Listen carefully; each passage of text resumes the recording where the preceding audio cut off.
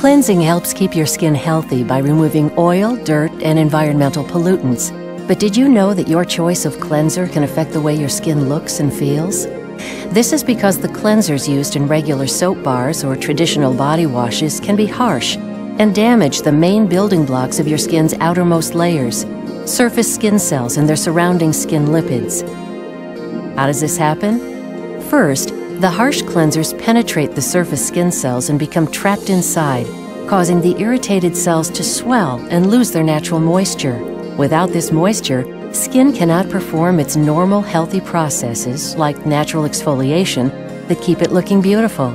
So dead skin cells accumulate at the surface, giving skin a dull, drab appearance. Second, the harsh cleansing molecules are like magnets. They attract and remove key lipids, which normally form a protective barrier around the surface skin cells to keep moisture in.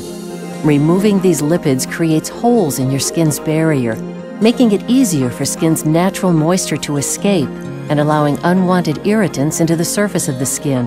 This can cause your skin to become tight, flaky, itchy, and irritated, and lose its healthy radiance.